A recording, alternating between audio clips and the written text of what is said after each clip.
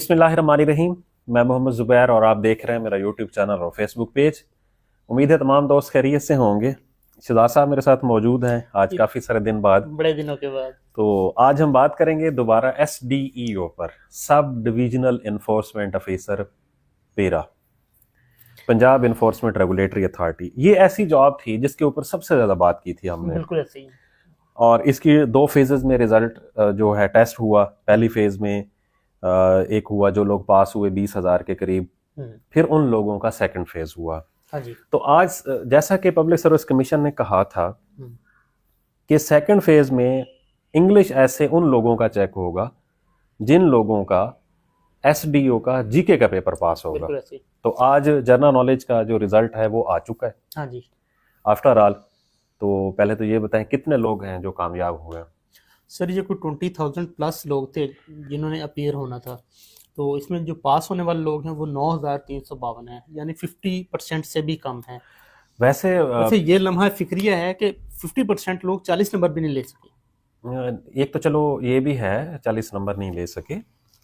और SDO जैसी seat, मतलब इतने नॉन सीरियस तरीके से अगर आप वहां पर जा रहे हैं। अब फर्ज करो आपका इंग्लिश ऐसे पास हो जाता है, ठीक है, आपके पहले फेज में जो पेपर हुआ वो भी आपका पास था, ठीक है, तो इसका मतलब ये है कि आप जनरल नॉलेज की बेस पर उड़े हैं। ये बहुत हैरान कुन है। तो PPSC में आप जनरल नॉलेज के बगैर कैसे आप सर्वाइव कर सकते मुझे हैं? ये नहीं समझ आती कि जनरल नॉलेज में नो डाउट पेपर भी टफ था, मतलब ये नहीं कहा जा सकता कि पेपर आसान था, लेकिन पेपर इतना भी मुश्किल नहीं था कि उसमें से 50 नंबर भी ना लिए जाते। 40 भी नहीं लिए जाते। चलें हम 40 से हम ऊपर चले जाते हैं ना, कि 50 नंबर लेना भी जरूरी था ना। हाँ। तो ऐसा नहीं था कि ये 40 नंबर नहीं लिए जा सकते थे। 9,352 लोग ऐसे हैं जो पहली फेज जिन्होंने पास की, 20,000, फिर 20,000 में से फिर अगली फेज में जो लोग शॉर्ट लिस्ट हुए 9,352, उन लोगों की जो पब्लिक सर्विस कमीशन की वेबसाइट पर रिजल्ट आ चुका है। आप लोग अपना नाम देखें उसमें, अगर आप लोगों का नाम है उस लिस्ट के अंदर तो फिर आप लोगों का इंग्लिश ऐसे चेक होगा और आप लोग अभी रेस के अंदर मौजूद हैं। ऐसे ही है। और अगर उसमें आपका नाम नहीं है तो फिर आप जनरल नॉलेज के पेपर में फेल हुए हैं, ठीक है। अब जनरल नॉलेज के पेपर में रह जाना ये एक बड़ा लम्हा फिक्रिया है। SDO जैसी सीट 101 सीट्स हैं, और हम हमेशा कहते हैं कि इतनी बड़ी तादाद के अंदर सीट्स अब शायद ना आए। आपको मुर्गे की आवाज आना शुरू हो गई है। मुर्गे को पता चल चुका है मेरे ख्याल में कि हमने SDO पे बात शुरू कर दी है। ठीक है, तो जी अच्छा, खैर, अब जिन लोगों का चलो पास हो गया उनकी तो समझ आती है कि उनका इंग्लिश ऐसे इंशाल्लाह चेक होगा, और इंग्लिश ऐसे चेक होने के बाद फिर इन तमाम पेपर्स में से 150 नंबर भी लेना जरूरी है। 50% ओवरऑल में ऐसा नहीं है कि आपके तमाम 40 आ जाएं और हाँ, आप इंटरव्यू के लिए शॉर्ट लिस्ट हो जाए, ऐसा नहीं होगा। 150 नंबर भी लेना जरूरी होगा। 150 लेना भी जरूरी है। फिर उसके बाद जो PPSC की कैटेगरी होती है कि 5% पर सीट, उस लिस्ट में भी आना जरूरी जी, है। उसमें भी आना जरूरी है। तो इसलिए इंग्लिश ऐसे जब होता है तो थोड़ा सा मेरिट नीचे आता है ना। तो 155 160 नंबर जिनके होंगे, मुझे लगता है कि उनका नाम आराम से आ जाएगा। तो अब वो लोग जिनके रिमेनिंग पेपर चेक होना है, उनके लिए तो ये है कि वो दुआ करें कि अब उनका ऐसे का पेपर पास भी हो, और उसके साथ साथ वो 150 से ज्यादा नंबर भी ले लें, और वो शॉर्ट लिस्ट भी हो जाए, फिर वो इंटरव्यू में भी बैठे। एक तो उनके लिए तो ये है, मुझे लगता है कि 155 160 वाला बंदा जो है ना, वो इंटरव्यू के लिए शॉर्ट लिस्ट हो जाएगा, क्योंकि इनका क्राइटेरिया थोड़ा सा मुख्तलिफ है कि आप तमाम पेपर पास करेंगे, तमाम पेपर्स में से 50% नंबर लेना मीन 150 नंबर भी लेना जरूरी है। तो शायद ये हर बंदा भी इस क्राइटेरिया पे फिर पूरा ना उतरे। तो मुझे लगता है 160 वाला बंदा जो है वो आराम से इंशाल्लाह हो जाएगा शॉर्ट लिस्ट। पहली बात। अब अगली बात पे सर हम अगर आ जाएं कि जिन लोगों का अब इसके अंदर जनरल नॉलेज फेल हुआ है, उन्हें क्या करना चाहिए? उन्हें सर चाहिए कि वो हमारी पिछली वीडियोस देखें, हम उनको कैसे बता रहे हैं कि आपने कैसे जीके पास करना है।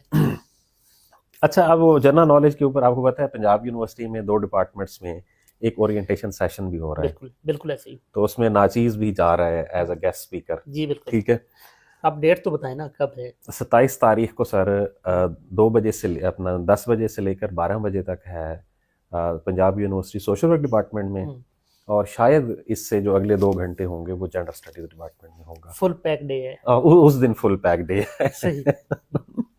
तो अच्छा, खैर अब वन पेपर पे हम आ जाते हैं। देखें जी, वन पेपर जिन लोगों का भी जनरल नॉलेज का पेपर रहा है, एक तो समझ आती है कि बहुत कम टाइम मिला है। हाँ ये भी ठीक है। है, एक ये इशू, मेजर लेकिन इशू सर था। आप देखें कि गैप भी काफी सारा आया है, पढ़ाई का टाइम मिला है लोगों को, ठीक है। वो एक जो लास्ट का रिजल्ट आया उसके फौरन बाद जल्दी प्लान कर लिया, लेकिन हम्म। टाइम पिछले आप देखें, पिछले हाँ, 6 महीने तो मिल गए हाँ हैं। पीछे काफी था। अच्छा, इसमें सर एक और चीज भी है। इसमें यह है कि हमारे बहुत सारे कैंडिडेट जब इश्तिहार आता है वो सीरियस नहीं तैयारी होते, करते हैं, वो तैयारी करते हैं। कम कम लोग ऐसे होते हैं। नहीं, वो इंतजार कर रहे होते हैं जॉब्स आएंगी तो हम तैयारी शुरू करेंगे। ठीक है। ऐसा नहीं है, हम्म। जॉब्स आ रही हैं या नहीं आ रही, आपको तैयारी करनी सर चाहिए। ज्यादा तादाद उन लोगों की है जो पेपर जब प्लानर अपडेट होता है ना, हाँ, मैसेज आता उसके है, बाद नहीं मैसेज जब आता है अच्छा, उनको।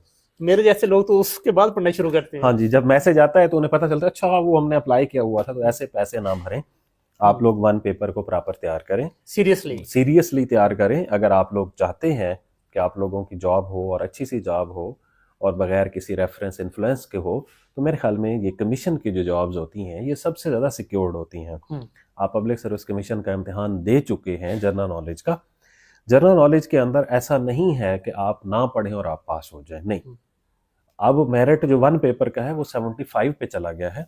75 नंबर लेने के लिए आपको ठीक ठाक मेहनत करनी पड़ती है। तो अगर आप फिर एक टाइम था जब आप प्रीवियस पेपर्स को पास पेपर पढ़ के पास हो जाते थे, उस वक्त अगर 70 भी होता ना तो इजी था। लेकिन अब जब से पीपीएससी ने शुरू किया है कि फ्रेश नॉलेज और फ्रेश क्वेश्चंस, तो ज्यादा मुश्किल कर दिया उसने। अच्छा, दूसरा अब सर ये देखें ना कि एसडीओ पे अगर पब्लिक सर्विस कमीशन इतना सीरियस है कि इनके रिजल्ट्स आ रहे हैं, तो बाकियों के भी आने चाहिए।